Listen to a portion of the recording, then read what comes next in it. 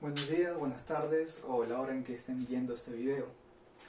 El tema que vamos a tratar hoy hace referencia mucho a lo que muchas personas en todo el mundo profesan, que es la religión católica.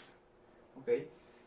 Vamos a ver cómo nace el origen de la religión católica, cuál es la base de la religión católica. Vamos a ver también de dónde nacen estos relatos bíblicos. ¿Ok? Muy bien. Vamos a ubicar a Fenicia. Fenicia es una ciudad que se encuentra en el Medio Oriente. Aproximadamente se desarrolló entre tres países: Siria, Arabia y Líbano, en el Medio Oriente. Los fenicios son conocidos en el mundo antiguo por ser grandes navegantes y por dedicarse a las transacciones, o sea, al comercio. Eran grandes navegantes y eran grandes comerciantes. Eran los mejores navegantes de todo el Mediterráneo. Esa fue la fama que adquirieron. Y algo más, los fenicios eran conocidos porque teñían la ropa. ¿Cómo, profesor? ¿Cómo van a teñir la ropa si es que no tenían tintes? Claro, no tenían tintes artificiales, pero sí habían tintes en el fondo del Mediterráneo. En el Mediterráneo, a cierta profundidad del Mediterráneo, los fenicios encontraron un mineral llamado el murex púrpura. Este murex púrpura es un mineral que al golpearse, al chancarse, al fraccionarse, libera una especie de polvo de color morado púrpura. Y eso de aquí se utiliza para teñir la ropa. O sea, es un tinte que le da un color medio grisáceo, medio morado, medio púrpura a la ropa. La cultura fenicia, así como tuvo un inicio, también tuvo un fin. Entonces, ¿qué es lo que pasa? Va a ocurrir los famosos procesos históricos de la cultura fenicia. Primer proceso histórico, justo cae en una ciudad llamado el periodo de Sidón. Sidón era una ciudad muy comercial para su época. Sidón comerciaba con lo que es Chipre y las islas del Mediterráneo. No se olviden que la cultura fenicia se desarrolló en estos países: Líbano, Siria y Arabia. Sobre todo el Líbano tiene salida al Mediterráneo. ¿Okay? En el periodo de Sidón, al extraerse este famoso murex púrpura, se va a procesar, se va a pulverizar y luego se va a combinar con agua para poder teñir la ropa, la vestimenta. Es por eso que lo que resalta en el periodo de Sidón es la tintorería y es el alfabeto. ¿Cómo es eso del alfabeto, profesor? El alfabeto es una serie de signos que van a crear palabras, oraciones, frases. En el periodo de Sidón se crea el primer alfabeto en Fenicia y en el mundo, uno de los primeros alfabetos. Más adelante les voy a estar explicando cómo se creó este alfabeto y qué diferencia tenía comparándolo con otro tipo de alfabeto, con el egipcio, por ejemplo. El periodo Sidón tuvo o entró en decadencia. ¿Quién le ganó? La ciudad de Tiro. Por lo tanto se crea el segundo periodo, el periodo de Tiro. Tiro también era otra ciudad, Fenicia. En el periodo de Tiro hay un rey llamado Hirán I. Este rey Hirán I va a hacer que la ciudad de Tiro se expanda, o sea, aumente su territorio. Algo bueno, claro, para la ciudad de Tiro. Pero va a haber otro rey muy conocido en la historia, llamado Nabucodonosor II. Me van a preguntar: profesor, Nabucodonosor II, me suena ese nombre. ¿Dónde lo he escuchado, Nabucodonosor II? Nabucodonosor II es el rey mesopotámico, rey de Mesopotamia. Este rey mesopotámico invade a la ciudad de Tiro, o sea, invade a esta ciudad fenicia y lo anexa al territorio de Mesopotamia. ¿Ok? Adiós Tiro. Pero no quiere decir que la ciudad de Tiro desaparece y acaba toda la cultura fenicia. No, no se olviden que la cultura fenicia no estaba comprendida solo por una ciudad, sino que la cultura fenicia, igual que la cultura griega, estaba conformado por un conjunto de ciudades-estados. O sea, no es que toda la cultura fenicia tenga un gran pueblo, un solo pueblo, no. La cultura fenicia, al igual que la cultura griega, está agrupada por ciudades-estados o ciudades-metrópolis. ¿Ok? Así que si una ciudad cae, no cae todo Fenicia, sino que cae esa ciudad. Luego del periodo de Tiro va a haber otra gran ciudad fenicia llamada Cartago, la más famosa de todas las ciudades fenicias, Cartago. Cartago se caracteriza por el arte de la guerra, aplica bastante el arte de la guerra. Es una ciudad militarizada, ¿ok? También vive del comercio, claro, vive del comercio, pero también tiene un gran ejército, muy poderoso. ¿Okay? Los cartagineses van a tener conflictos con sus vecinos. Por ejemplo, Cartago tuvo un problema con Grecia, ¿ok? Pero el problema más grave y el problema que le costó el territorio, o sea, Cartago, fue la guerra que tuvo contra los romanos. ¿Cómo se llama esa guerra en la cual participan romanos contra los fenicios, contra los cartagineses? Las guerras púnicas. Después de las guerras púnicas, el resultado fue negativo para Cartago. Cartago fue anexionado al Imperio Romano. Pero no quiere decir porque fue anexionada a otra cultura, desaparece, no. Se sigue manteniendo la cultura, solo que el poder político y económico ya no está a cargo de Cartago, sino que está a cargo de el emperador romano. Pero Cartago sigue existiendo, ¿ok? Por más que haya sido atacada, Cartago subsistió, siguió viviendo.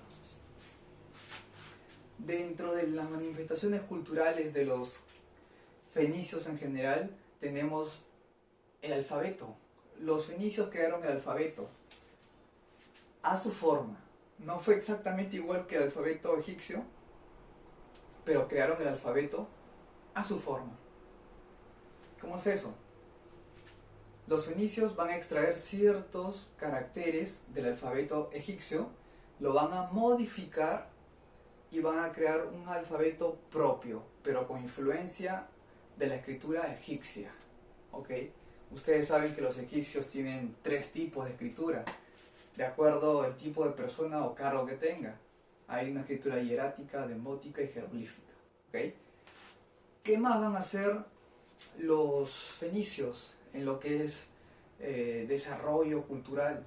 Van a extraer, como había explicado al inicio, el murex púrpura, lo van a machacar y una vez que este mineral ya está hecho polvo, lo van a utilizar como tinte para teñir la vestimenta. ¿Okay? Muy bien, sigamos con el último punto. El pueblo hebreo, la cultura hebrea. Un dato adicional de la cultura hebrea. La cultura hebrea, mejor dicho, los descendientes del pueblo hebreo se establecieron en lo que es el país hoy en día de Palestina. Pero me van a decir, pero profesor, usted también habla acerca de Israel, habla de Palestina, ¿no es igual? La respuesta es, resulta que Israel estaba dentro de Palestina, pero en 1947 hubo problemas, ¿okay? Producto de uno de los problemas por el cual los israelitas o los judíos salen de Europa fue la Segunda Guerra Mundial, el Holocausto nazi. ¿Okay? Uno de los tantos motivos. ¿Qué pasaba en Europa? Los judíos o israelitas tenían que buscar un nuevo lugar para vivir debido a las persecuciones que sufrieron en después en la Segunda Guerra Mundial y después. Estaban buscando un nuevo lugar. Entonces, Inglaterra, Estados Unidos, sobre todo Inglaterra, vio conveniente un lugar para que este pueblo judío que vivía en Europa pueda vivir tranquilamente. Es así que en 1947 se crea Israel como país. No se olviden, Israel no era país. Israel era un territorio dentro de Palestina. El país se llamaba Palestina. Pero producto de este acuerdo, de la influencia de Inglaterra, se crea un nuevo territorio llamado Israel. Y que fue reconocido por muchos países del mundo. No todos, pero por una mayoría. ¿Ok? Esa es la situación actual de Israel. Muy bien, sigamos. Los hebreos no van a resaltar tanto por sus grandes construcciones, por el arte de la guerra, por tácticas de guerra. No, los hebreos van a resaltar sobre todo porque van a desarrollar un sistema moral, un sistema político muy fuerte, un sistema de creencias muy fuerte, los hebreos. Los hebreos se van a ubicar en lo que hoy llamamos el país de Palestina. Claro, hay problemas limítrofes entre Palestina e Israel que hasta ahora existen después de la creación de Israel, que no era país, sino un territorio de Palestina. El pueblo hebreo va a contar con tres grandes periodos. El periodo original, la base del pueblo hebreo, y el periodo final. Vamos a explicar así sencillamente en qué consta cada uno. El periodo de los patriarcas. Un patriarca es también llamado un jefe, el jefe de familia. ¿Okay? Los patriarcas eran personas de cierta edad, muy inteligentes, muy hábiles, y eran pastores. Así que la etapa histórica del pueblo hebreo, llamado los patriarcas que son los jefes, van a ser pastores, que van a conducir el rebaño de ovejas y también van a conducir a su pueblo. El primer pastor, el primer jefe, el primer patriarca del pueblo hebreo va a ser este personaje bíblico conocido como Abraham. Abraham, ¿ok? Ustedes recordarán la historia que Dios le dijo a Abraham que sacrifique a Isaac, a su hijo querido. Ya, bueno, eso lo dejo aparte. Vamos a ir a los hechos precisos. Abraham tenía esta característica de pastear. Era un gran pastor. Era una persona que no se quedaba en un solo lugar, sino que se movía de un lugar a otro. ¿Okay? Era transhumante. Abraham no es hebreo en sí. Abraham sale de Mesopotamia. Se establece en esta zona que luego va a ser conocido como Palestina, más adelante. ¿Okay? Así que Abraham tiene origen mesopotámico. De Mesopotamia llega a esta zona de Palestina. Tenemos a otro patriarca, Jacob. Jacob va a ser conocido porque él va a ser el responsable de que, producto de sus 12 hijos que tuvo, se van a crear las 12 tribus de Israel. ¿Okay? Y así sucesivamente van a aumentar la cantidad de hijos y futuros gobernantes. Moisés es el personaje más conocido de la cultura hebrea. Moisés, sabemos que de pequeño tuvo que ser enviado por su madre en un canasto para que los egipcios no los asesinaran. Luego la reina, la princesa de Egipto tuvo que recibirlo, se encariñó, lo crió, creció como un príncipe. ¿Ok? Luego ustedes ya saben lo que ocurrió luego.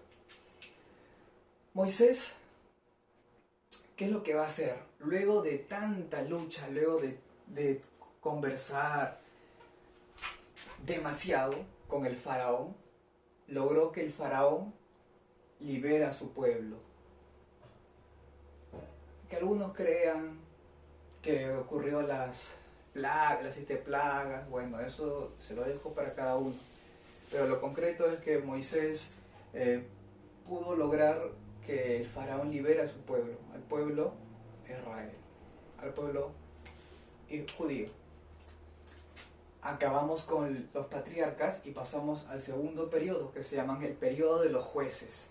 Los jueces, a diferencia de los patriarcas, van a tener mayor autoridad. Ellos van a ser jefes de tribus, ¿ok? Entre ellos tenemos al famoso personaje de Sansón, que según la historia se va a enfrentar al pueblo de los filisteos, que eran uno de los grandes, por no decir el más grande enemigo de Israel. Sansón se enfrenta y en un conjunto de batallas lo derrota. No completamente, pero acaba la amenaza por el momento. Luego aparece como nuevo juez Samuel. Samuel, algo resaltante de Samuel es que va a unificar, ¿ok?, al pueblo israelita que estaba disperso. Lo unifica. Acabamos con el periodo de los jueces y vamos al último periodo, el periodo de los reyes. ¿Por qué se crea el periodo de los reyes y por qué no nos quedamos con jueces? Lo que pasa es que los israelitas se dieron cuenta que no podían ser simplemente tomar un mando político y un mando que solo dirija al pueblo, porque estaba fácilmente libre para cualquier ataque de cualquier pueblo. Es por eso que los jueces, este sistema tuvo que evolucionar al sistema de reyes. ¿Por qué? El rey tiene poder político, militar y económico, ¿ok? En caso de guerra el rey puede defender a su pueblo. Por eso tuvo que cambiar el sistema de jueces al sistema de reyes. Dentro de los tantos reyes que hubo o que tuvo la cultura hebrea, tenemos a David, ¿ok? Este rey se caracteriza porque se enfrenta también a los filisteos, derrota a los filisteos y luego va a llegar a Jerusalén y va a conquistar Jerusalén y lo va a anexionar al territorio hebreo, Israel. Por último tenemos al rey Salomón, conocido por ser un rey justo, un rey que trataba de llegar a un diálogo, ¿okay? Algo importante de Salomón, él trató de unificar el reino de Israel, trató de unificar, pero las políticas que él aplicó no fueron lo suficientemente adecuadas y por lo tanto no logró la unificación. Al contrario, de poco a poco se estaba desintegrando el pueblo. Salomón va a tener un hijo que se va a llamar Roboam. Roboam no pudo hacer prácticamente casi nada. Si su padre Salomón no pudo unificar a los israelitas, su hijo Roboam peor, no pudo hacer nada. Y como resultado de la falta de organización y de mando político y militar, el hijo de Salomón, Roboam, ¿qué ocurrió con Israel? Tuvo que dividirse en dos, Israel y Judá. Ahora ya no solo es Israel, van a ser dos ciudades gobernadas por dos autoridades distintas, Judá e Israel. Y conforme pasaba el tiempo, pasó de mano en mano, de rey en rey, guerra tras guerra. Fueron tomados de nuevo prisioneros, ¿ok? Volvieron a liberarse y las guerras fueron continuamente a lo largo de la historia. Hasta que en el 47 Palestina se desintegra y se crea el país llamado Israel. No se olviden que Israel estaba dentro de Palestina, pero producto de la influencia de otros países se crea el país de Israel, que es reconocido por muchos países en el mundo. Bueno, eso sería todo de este pequeño resumen. Gracias y nos vemos en otra ocasión.